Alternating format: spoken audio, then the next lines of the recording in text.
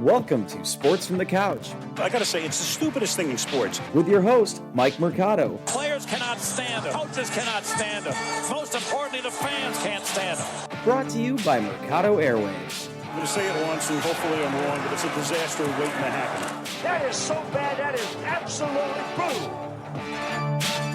Hello and welcome in, friends, to another edition of Sports from the Couch here on Mercado Airwaves. I'm your host, Mike Mercado, and I want to thank you so much for making us a part of your day as we start off the month of July 2021 here in the greatest city in the world, Chicago, IL. Thank you guys so much for making us a part of your holiday weekend coming up this Independence Day weekend. And of course, for all of you international fans, welcome on in. Before we get into today's episode, it is going to be a doozy. The Chicago Cubs are in trouble. We need to talk about it and so much more. Before we get to all that, let's go ahead and take care of some housekeeping notes. You can follow us all over the universe. I'm on Twitter at Mike M Media, Instagram, Mike Mercado Media, and you could be interactive with the show on Twitter at Couch Sports Talk. And if you would like to keep up to date with all the other shows we're doing on the network, the Two Nerds of a Feather podcast, the Good Brothers, the Gone Missing podcast, Murder Mysteries and more, our interviews, and so much more, follow us on Twitter at Mercado Airwaves, as well as liking, rating, reviewing, and sharing us wherever you get your favorite podcast at Mercado Airwaves. If you would like to see the video version of the podcast, we have now two ways you could do that. You can go to youtube.com/Mercado Airwaves Network and make sure you give us a thumbs up. And you can find us on Roku. That's right, we are partnering with the amazing people over at the Rewind Sports 60. Shout out to Jerry Riles, a institute here in the city of Chicago. So make sure you guys are checking us out over there on the Roku channel, the Rewind Sports 60. Rewind. It's a wonderful channel they're doing over on Roku, the Rewind Sports 60. We love what they're doing. It is a fun home, a welcoming place for all of us to be together and make a community. So that's youtube.com/Mercado Airwaves Network. And of course, our brand new home over on Roku at the Rewind Sports 60. You guys can also like us on Facebook at Mercado Airwaves. Visit us at Patreon, patreon.com/Mercado Airwaves. And you can also buy some swag at teespring.com/Mercado Airwaves. All right, guys, with all the housekeeping done, let's get right into this episode. And my thesis, my statement, the thing I want to get through to today's episode between you and I here on Sports from the Couch is, should you be optimistic, worried, or panicking about the Chicago Cubs at the start of this July month in 2021? It has been a crazy season, to say the least, for the Chicago Cubs, even from the offseason to this very point. And I have a bunch of things I want to get into, so please, as we're going along, make sure you guys are following us all over the universe and be interactive with us and let us know your thoughts, if you agree, disagree, and kind of where you're at as a fandom. Maybe not even as a Cub fan, but as a baseball fan, how you feel about this organization right now. So at this point, halfway through the season, the Cubs have played half of their games already. They are 42-39, and they're 3-7 in their last 10 games. Now, to be honest with you, even at 42-39, you would take that knowing full well kind of where this offseason had led us to. But it's the way that we've seen this team go 42-39. And of course, this is coming off of last night's game, yesterday afternoon's game, of a 15-7 loss.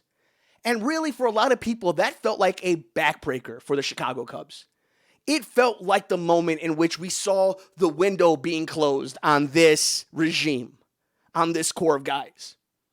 And when you're speaking of the 2021 Cubs as of July 1st, 2021, you have to admit that they've been ravaged by injuries. But when I say that, I also think it's fair that any sport that played during the summertime of COVID-19 last year, 2020, they're being affected by injuries. We're seeing in the NBA playoffs right now, between Milwaukee, between Atlanta, between Phoenix, who was not going to the finals, and then obviously what happened with the Clippers. We saw what happened with Denver. We saw what happened with LA. We saw what happened with Utah. It just go on and on and on and on and on. All the sports that had to play, did their own bubbles, made sure that they got through a season, are seeing the ramifications of it right now, the repercussions of making that decision. So while it is, it is fair. You have to mention that they don't have Nico Horner. They don't have David Bodie. Anthony Rizzo has been in and out of the lineup with a bad back. Chris Bryant, who was an MVP candidate, an MVP trajectory for this season, has slowed down a little bit. You have to think it's because he's playing 6 different positions. The man's going to get tired. He's carrying your team. Tapera got hurt. You just keep going down the list. At points, Jason Hayward, where Matt Duffy's been hurt. Like, it happens. You just lost your catcher in the last play of the game 2 nights ago.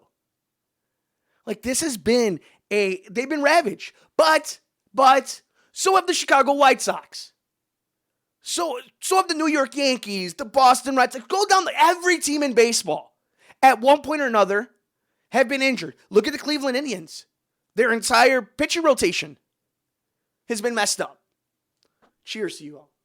It's easy to try to find an excuse because there are plenty out there, right? But it doesn't change the fact that we all knew that the month of May and the month of June were going to be real telling for this team, especially June, knowing how hard their schedule was going to be. Now, part of the reason why you do try to have yourself these early runs in April and in May is so that if you have a bad June, that you're able to recover in July, August, and make a run in September for October. The issue with this Cubs team and how they cannot afford that type of mentality is their ownership, is their management. Look at it this way, right? You've lost 15 of the last 7. You're 42-39. You lost 15-7 last night, but you're 3-7 in the last 10. 3-7 in the last 10. You're 42-39. You're 6 games back in Milwaukee. Okay? When is the tipping point for Jed Hoyer? We've talked about it here. I'm a Cub fan, right? Obviously. Cover sports. Try to be objective. Where at any point of this season did you think the Chicago Cubs could legitimately win a World Series? Not in the anything can happen, this is sports, you got to play the game. All of that is true. But all we can do is speculate, guess, and make educated guesses at that. And if I was telling you to put the mortgage on the line, bet it, let it roll, are you going to bet on the Cubs the way that they've been put together right now? Absolutely not.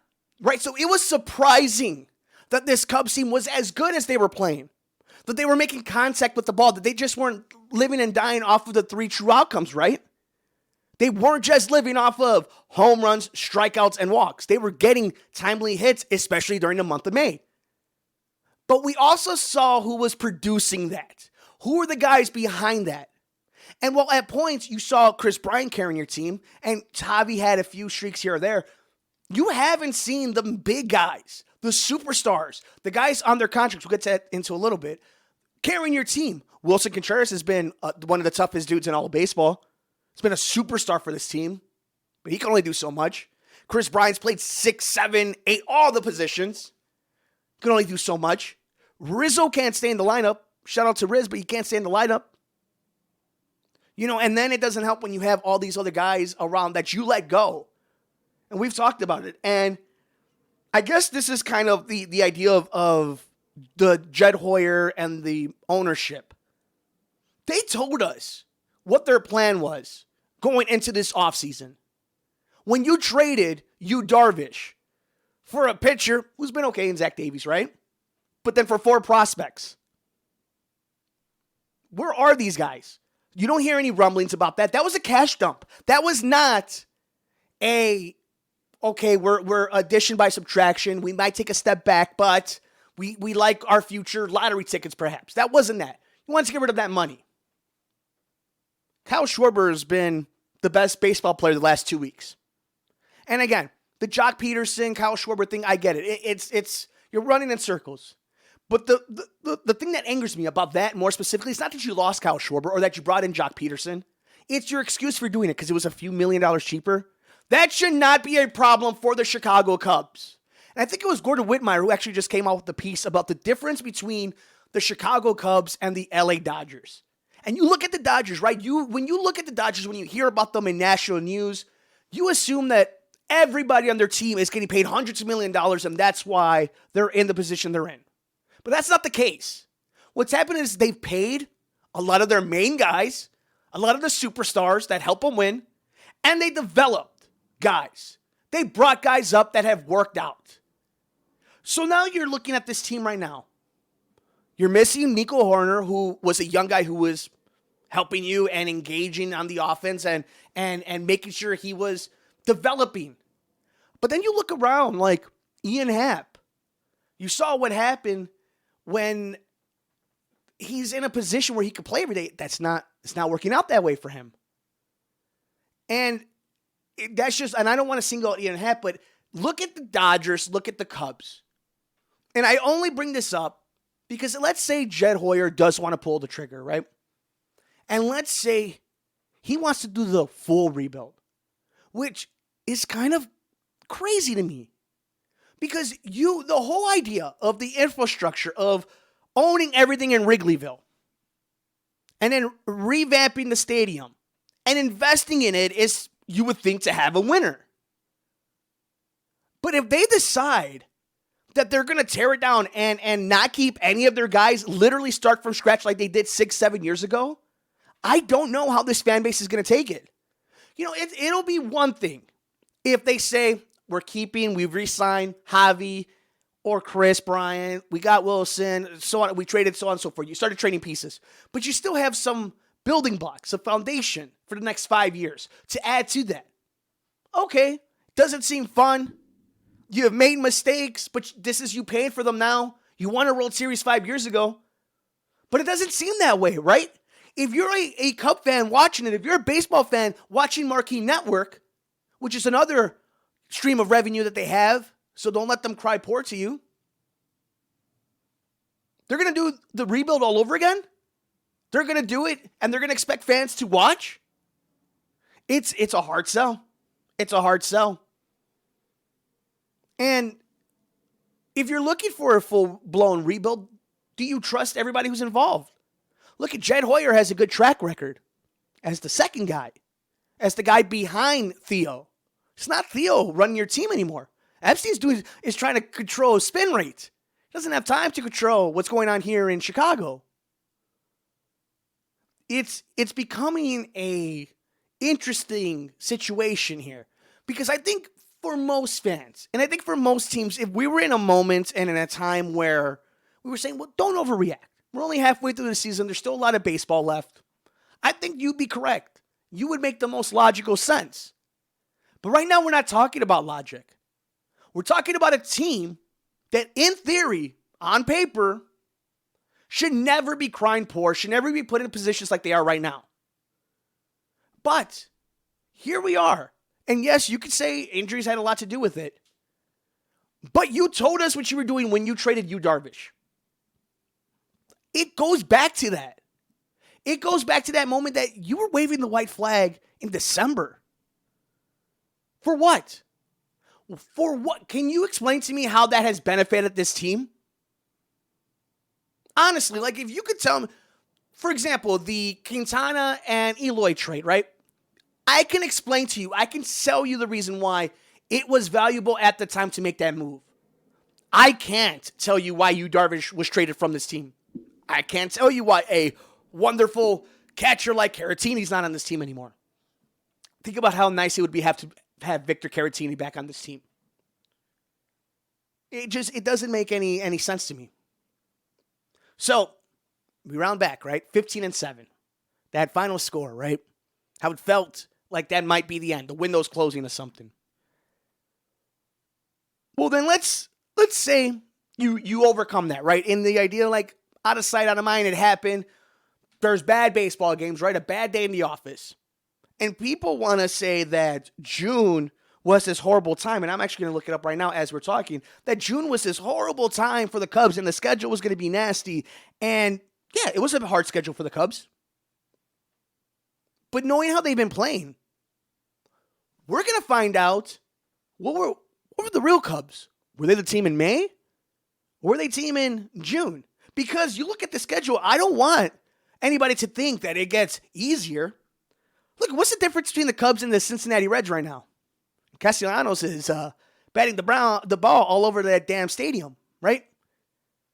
What about the Phillies? Yeah, the Phillies aren't that good. You still think the Cubs are going to just steamroll them?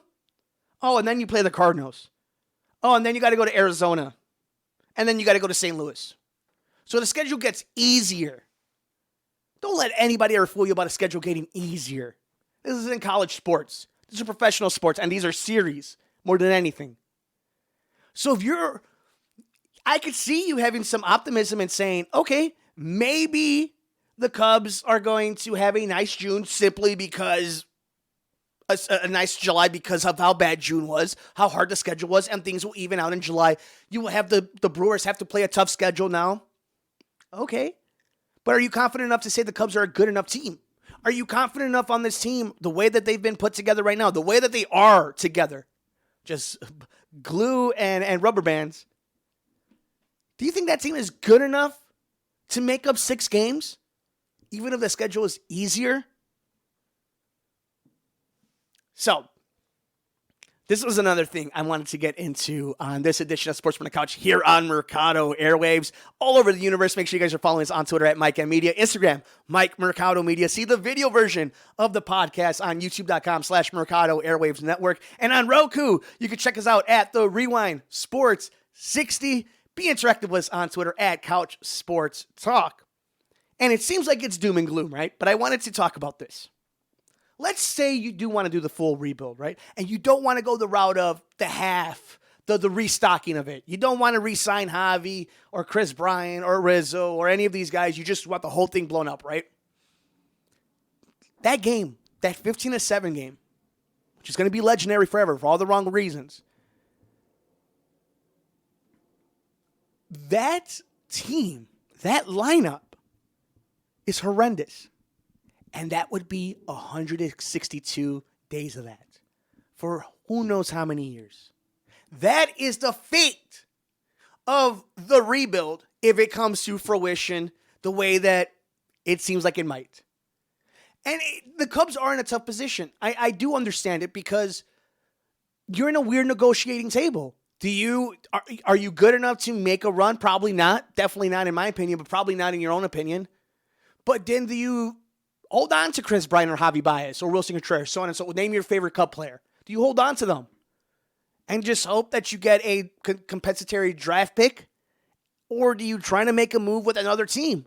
Or do you try to go to the negotiating table? Like, it's hard. There's a good chance the Cubs end up with nothing. You lose. You get nothing, sir. There's a good chance that might end up being the case. What I'm interested to see is, what does the front office want? Like, if they could be honest to themselves and they'll be honest to the media, do they want this team to be good? Do they want the Cubs to be competitive, kind of in it, enough where it's the goal of ownership to just be good enough? Yeah, if you win, whatever. But if you're good enough, if you keep the attention long enough, we can make money. And again, capitalistic world, I get it. That's why you own a team, is so that you could make a bunch of money for them, right? But I do think it's counterproductive. You put all this money on the marquee network and on the neighborhood and on the stadium just to do another rebuild? Just to do another rebuild. So I think finally, the last thing I kind of want to get into are the players side of all this, right? Like, how are the players handling this? Over the last few months, have you been listening to us about the Chicago Bulls? I thought with Zach LaVine going out because of COVID-19, the most important thing, not even making the playoffs, would be how do the likes of guys like Kobe White, Patrick Williams, and Lauri Markkanen, so on and so forth, how do they handle and step up when they have that type of opening? And we saw Lauri Markkanen didn't do it. He didn't take advantage of it. And right now in a contract year, you got guys who are going to ask for $200 million who can't stand the lineup, who can't strike out with runners in scoring position. There is a problem when in a contract year, you're not getting these guys on the field. And if they're demanding so much money, maybe they're giving you the answer. Maybe if you're the Cubs, you're like, look it, we like Rizzo, but we're over the hill. The back, is the back problem chronic, or is this going to be something that just happens this season? He's a tall dude. He's a big man. We know back problems are a pain in the butt. KB, I mean, the dude's a superstar, but he gets worn down, and that'll happen when you're relying on so much. But that kind of comes with the terms of being a superstar. Javi Baez is the definition of a star, but can you rely on him? And these are all great players, but they've been put in this weird position. And that game yesterday, if you're listening to us today here on Sports from the Couch on July 1st, 2021, in the greatest city in the world, Chicago, IL, thank you for joining us here on the show. If you were watching last night, that 15-7 game just, it opened up all the wounds. It just allowed the possibility to just really kind of see it. And maybe the window is closed. And maybe we're just prolonging the inevitable. And that we should just be ready to move on. But I guess my problem in that scenario is, why can't anybody be honest with us? If that's the case, why did you go into the season? And why are you, like we just said, prolonging what you know you're going to end up doing? And the fact that you did it with Yu Darvish, and we go back to this because this is what's going to be the catalyst of all of it. If you're going to do that, Yu Darvish, why wait this entire time? I don't get it. So I have questions. How great has this scouting been? How much does ownership want to win? How much do they want to spend? And why, for being on such an important year, are the players having a hard time being in the lineup? Is it their fault? Is it because of last year's COVID season? There's so much surrounding these Cubs. And that 15-7 loss. And during it, when you're watching Jake Arrieta, you knew, like I hate being that guy. I hate being so cynical. But listening to that game, watching that game, you knew, you felt it, that something bad was going to happen. And it was Jake Arrieta just not being able to get guys out, not being able to just get contact. When you have that many runs, you let people make outs. You don't make it easy for them. And it becomes frustrating because why did you bring in Jake Arrieta? Why did you bring in Jake Arrieta? Again, say whichever will about Jake's personal opinions. The guy balled out for what, 3 years? One of the greatest pitchers we've ever seen, one of the greatest runs of a pitcher we've ever seen. But nobody's been able to explain to me the move of bringing in a Jake Arrieta. To see if you catch magic in a bottle, you had that magic in a bottle. You had that lightning in a bottle. It was called Yu Darvish. Your whole lineup would have been a little bit different, would have been a little bit better. Things would be able to stretch out a little bit more. You still would have had your backup catcher instead of on your fifth one now. A lot of this, I go back to this. I think these questions were answered a long time ago. It's just now everything is coming together and everything is surfacing. But they told us this offseason what their plans were. And the Cubs, with their beginning of the season, the runs that they were on, they made it a little bit more interesting and difficult. But I think for all of us, the big question, and I want you guys to let me know, and you can let me know all over the universe, will July be more like May and the Cubs will be right back in this division race? Or is June the first nail on the coffin for this season and possibly this core of players?